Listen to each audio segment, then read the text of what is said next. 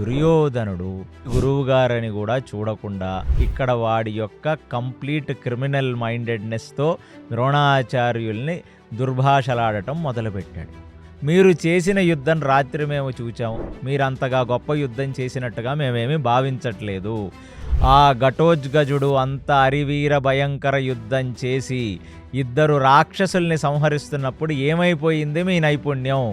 కర్ణుడు తన యొక్క వాసవి శక్తి వాడి ఘటోత్కచుడిని చంపకపోతే ఇవాళ సూర్యుడు దర్శనం మన వేపున్న వాళ్ళు చూడగలిగే వాళ్లే కాదు, వాడు చచ్చిపోతూ కూడా ఒక అక్షోహిణి సైన్యాన్ని వాడు తీసుకొని వెళ్ళిపోయాడు. ఆచార్య, మీరు ఏమి చేస్తున్నారయ్యా అని అడిగితే ద్రోణాచార్యుడు, అతను కూడా రాత్రి చాలా తక్కువ పడుకున్నవాడు, చాలా కోపగ్రస్తుడై ఆ ద్రోణాచార్యుడు దుర్యోధనుణ్ణి చూచి, నాకు చాతనైనంత వరకు నేను యుద్ధం చేస్తూనే ఉన్నాను, కాబట్టి నువ్వొచ్చి నాకు ధర్మబోధలు చెయ్యాల్సిన అవసరం లేదు అని చాలా కఠినంగా పరుషంగా దుర్యోధనుణ్ణి చూస్తూ ఆ ముఖమంతా ఒక రకంగా పెట్టి దుర్యోధనుడు అంటే, దుర్యోధనుడు ఇప్పుడు ద్రోణాచార్యుల వారిని చూచి, మీ ప్రియ శిష్యుడు అర్జునుడు, కాబట్టి మీరెప్పటికీ అర్జునుడిని సంహరించలేరు.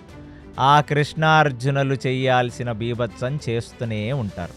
మీరది ఒక తమాషాగా చూస్తూ ముసిముసి నవ్వులతో లోపల మురిసిపోతూ ఉంటారు. ఎందుకంటే మీ శిష్యుడి యుద్ధం చూడటం అంటే మీకు ఇష్టం. కాబట్టి కనీసం మీ శిష్యుడిని వదిలేసి వేరే వాళ్ళనైనా పూర్తిగా మీరు నిగ్రహించి మీరు సంహరిస్తారని నేను భావిస్తున్నాను, విశ్వసిస్తున్నాను.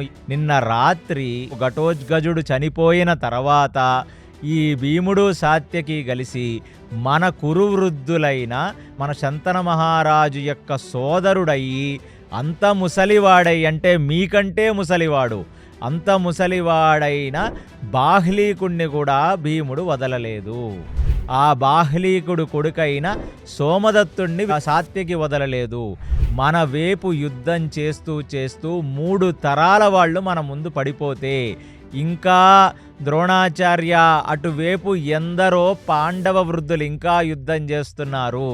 కాబట్టి మీ యొక్క శిష్యుడి మీద ప్రేమని తగ్గించుకొని మీ శిష్యుడు మీద మీరు ఎలాగో యుద్ధం చెయ్యరు, కాబట్టి మిగతా వాళ్ళనైనా నిగ్రహించే ప్రయత్నం కనీసం మీరు చేస్తారా? మీకు 100 దండాలయ్యా అని చెప్పి చాలా వెటకారంగా ద్రోణాచార్యుడిని తూట్లుకుందా. ఆ మాటలు ద్రోణాచార్యుడు యుద్ధరణ రంగంలో బాణాలు తగిన తూటాలు కన్నా దుర్యోధనుడు మాటల తూటాలతో ఆయన మనస్సు మొత్తం బాధపడిపోతుంది.